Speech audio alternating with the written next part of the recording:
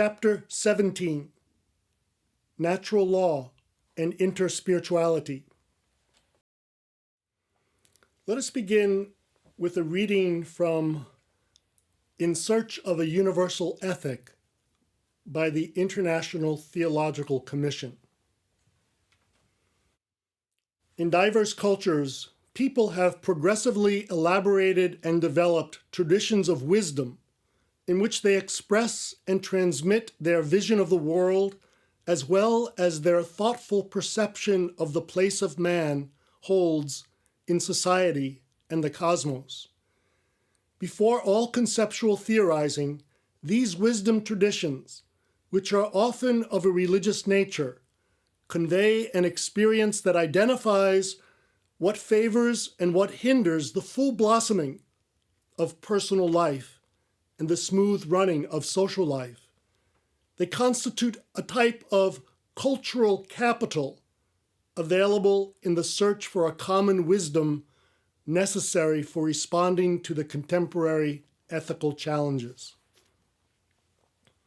Now, in addition to employing a broad, all-embracing understanding of spirituality, two other ways in which this particular approach to spiritual direction can reach out to other religious, philosophical, and ethical traditions would be to focus on natural law and the common humanity shared by all, and interspirituality, an approach that concentrates on the common elements of spiritual experience in those traditions.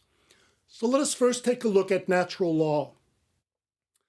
By identifying those elements that all human beings share, efforts can be made to identify those goods that most promote human life in general so that it can grow and prosper wherever it appears. The Catholic Church has reflected a great deal on the nature of the human person and its moral ramifications. It has a rigorous moral natural law theory dating back to St. Thomas Aquinas and even before. In its most recent expression, natural law appears in the International Theological Commission's 2009 document, In Search of a Universal Ethic, a new look at the natural law. The thinking behind this document is that the world needs to find a common ethical language with which it can reflect upon and resolve the mounting ethical dilemmas facing the world. The framers of the document recognize the plurality of religious philosophical traditions at work in today's world and call upon each tradition to examine its own approach in finding this common ethical language. It also affirms the United Nations Universal Declaration of Human Rights, written in 1948, as one of the most beautiful successes in modern history, and sees it as an important step in rooting natural law theory in human rights and the dignity of every person. So, what follows is an attempt on my part to correlate the basic inclinations of Aquinas' natural law theory as adapted by the authors of In Search of a Universal Ethic with the 30 articles of the Universal Declaration of Human Rights, followed by some observations on how these inclinations and rights can be introduced into the process of spiritual direction. Now, although there have been several attempts to expand a theory of natural law from a variety of philosophical perspectives, Aquinas' natural law theory is being used here because of its time-honored place in the Catholic tradition and because it is the one employed by the framers of In Search of a Universal Ethic. It bears noting that St. Alphonsus de Liguori was heavily influenced by the thought of Aquinas and leans heavily on him in his dogmatic works and in his moral theology. So what are the primary precepts of natural law for Aquinas? He develops these precepts in the first of the second part of the Summa Theologiae, question 94, article 2, and they may be paraphrased as follows. Number 1, an inclination to do and pursue good and avoid evil. Secondly, an inclination toward self-preservation shared with all substances. Thirdly, an inclination towards procreation and the education of offspring shared with all animals. And fourthly, an inclination towards knowing the truth about God and toward living in society shared with all rational creatures. Now, the first human inclination is also known as the first principle of practical reasoning and flows from the notion that all things seek what is good. The next three inclinations flow from what human beings share in common with other substances: to desire simply to exist, with the animal world, the desire to have and to rear offspring, and with all rational creatures, the desire for truth and life in society. Now, the authors of In Search of a Universal Ethic find the presentation of the natural law in Aquinas extremely useful for its purposes, since it emphasizes the dignity of the human person and its power of discernment. So we have what follows a movement, a correlation between the natural law based on human inclinations, this lex naturalis, and natural justice based on human rights, or jus naturale. So what I'd like to do is just correlate the 30 articles of the UN's Declaration on Human Rights with the inclinations of Aquinas. So with regard to the first inclination, to do good and pursue good and avoid evil, all 30 articles apply. The second, an inclination towards self-preservation shared with all substances. We have, in the Declaration of Human Rights, the right to life, liberty, and personal security, freedom from slavery, freedom from torture and degrading treatment, freedom from arbitrary arrest and exile, the right to adequate living standard. With regard to an inclination towards procreation and the education of offspring shared with all animals, we have a right to marriage and family, a right to rest and leisure, a right to education.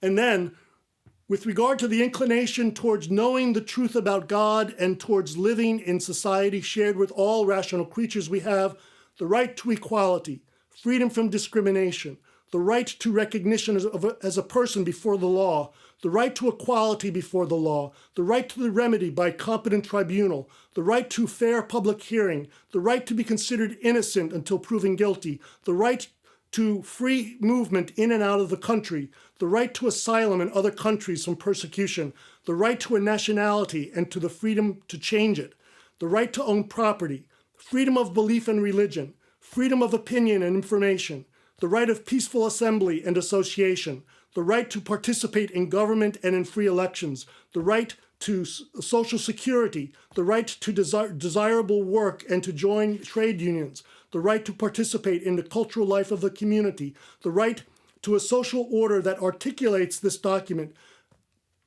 the community duties essential to free and full development, and freedom from state or personal interference in all of the above rights. The point here is that we have a correlation between the inclinations of natural law based on Aquinas' theory and the Declaration for Human Rights. When applied to spiritual direction, there are a number of observations I would like to make. Number one, the director welcomes the directee, after some initial small talk, invites the directee to enter into a minute or two of silence. At the close of this period of silence, the director invites the directee to reflect on what has been happening in his or her life with regard to his basic human needs or inclinations. And if needed, the UN Declaration may be made available to either in its extended or abbreviated form. Active listening must be always involved. In the course of the conversation, the directee should focus on one or more of the areas that have been uncovered. And once the directee has shared his feelings, there is an identify of needs and an identification of what is the next step. And then it all ends in a moment of silence.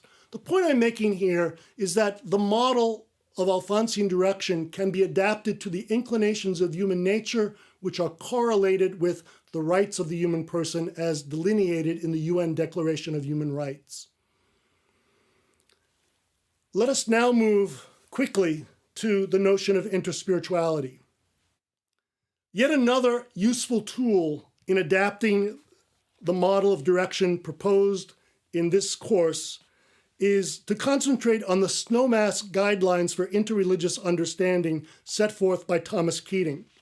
In his guidelines, he provides 7 fundamental points that form the basis around which a dialogue can be discussed regarding the spiritual experience of people related in various other religious traditions. And these 7 points are, number 1, the world religions bear witness to the experience of the ultimate reality, to which they give various names: Brahman, the Absolute, God, Allah, the Great Spirit, the Transcendent. Secondly, the ultimate reality surpasses any name or concept that can be given to it. Thirdly, the ultimate reality is the source, ground of being of all existence. Fourth, faith is opening, surrendering, and responding to the ultimate reality. This relationship precedes every belief system. Fifth, the potential for human wholeness, or in other frames of reference, liberation, self-transcendence, enlightenment, salvation, transforming union, moksha, nirvana, fana, is present in every human person. Sixth, the ultimate reality may be experienced not only through religious practices, but also through nature, art, human relationships, and service to others. And finally, the differences among belief systems should be presented as facts that distinguish them, not as points of superiority. In the light of the globalization of human life and culture now in progress, the personal and social ethical principles proposed by the world religions in the past need to be rethought and re-expressed.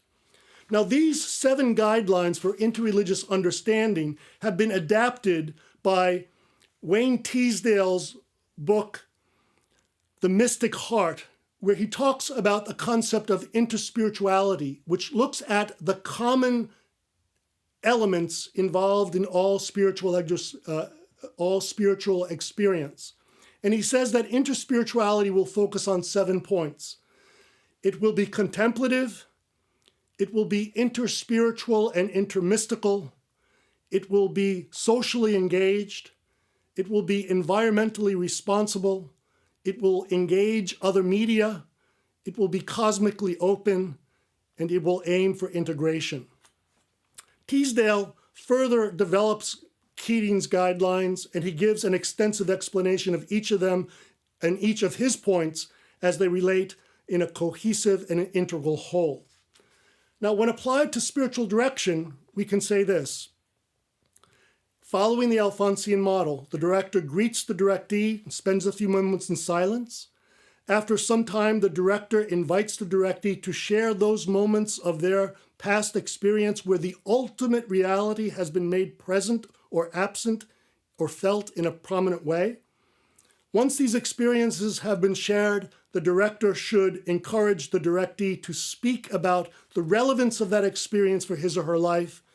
Both the director and directee should then try to be aware of the pregnant silences that come and go during the conversations, since those moments can be the times when the ultimate reality is trying to break through and touch the silence that is between them and within their hearts. In the course of the conversation, the director should ask the directee if he or she has become aware of any needs as a result of the experience that has been shared. Once some specific needs have been identified and prioritized, the director should encourage the directee to focus on what practical goals to take in order to meet them. And finally, the session ends by returning to the silence that has permeated the entire conversation and reverence it by resting in it. These basic features of our direction model hold up well when is it adapted to the various guidelines of interreligious understanding and the characteristics of interspirituality. To conclude, this lecture has looked at ways in which the Alphonsian model of spiritual direction can be adapted to meet the needs of other religious, philosophical, and ethical traditions.